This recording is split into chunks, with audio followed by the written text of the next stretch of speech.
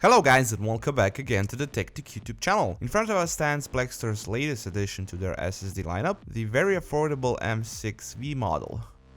Its more budget-oriented price comes from the fact that this model is based off on Silicon Motion's SM2246EN controller, which is lately picking up a lot of attention from manufacturers and which was actually designed as low-power controller for low-cost SSD models, like for example Crucial BX100, which also has this controller, but more on that later on.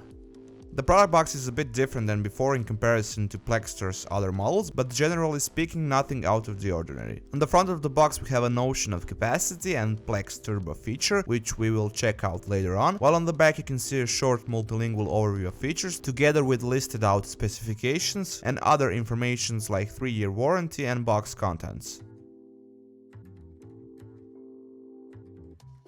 Speaking of that, inside of it, except the quick user manual, you won't get anything else beside the SSD itself, but hey, it's the main reason why we are here.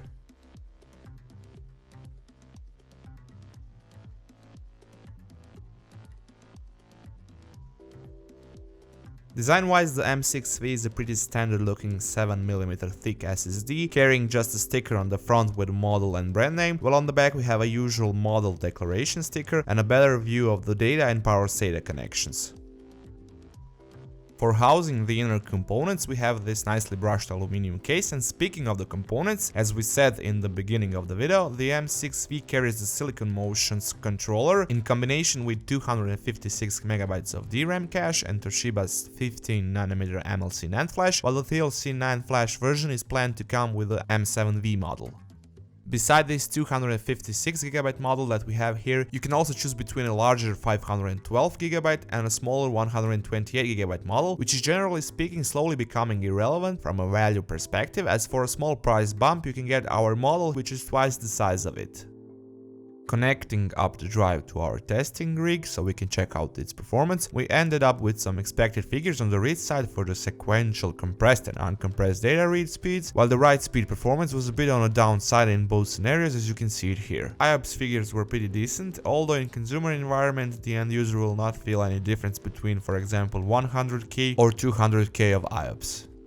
Checking out the Plex Turbo feature, upon installing the driver and doing the benchmarks again, we saw a big jump in performance. This pretty hefty increase comes from the fact that Plex Turbo utilizes an extra caching layer using the system's RAM. SSD cache is a part of its data on the RAM, usually the most frequently accessed ones, and this way it so to speak bypasses the SATA interface, which allows it to output greater performance depending on the RAM speed and amount. As you can see here, we almost got 2GB per second for write and 2.5GB per second for read speeds. All of this is very impressive, but on the other hand, I don't see end users benefiting too much from it in real daily usage scenarios, but hey, we don't mind having it at all, especially since beside performance increase, it additionally extends life of NAND flash by eliminating unnecessary writes. Last but not least, Plextor has a pretty decent bonus software called Plextool, and it lets you monitor your SSD's health alongside of giving you other useful informations and making the SSD firmware update a very easy procedure. Thank you guys once again for checking out our unboxing and review of the Plextor's M6V SSD. Feel free to give us a thumbs up if you like this video, leave a comment down below if you have any questions about the product, and of course if you would like to see more content like this you can subscribe to our TechTech YouTube channel, or you can just check out our other videos from before.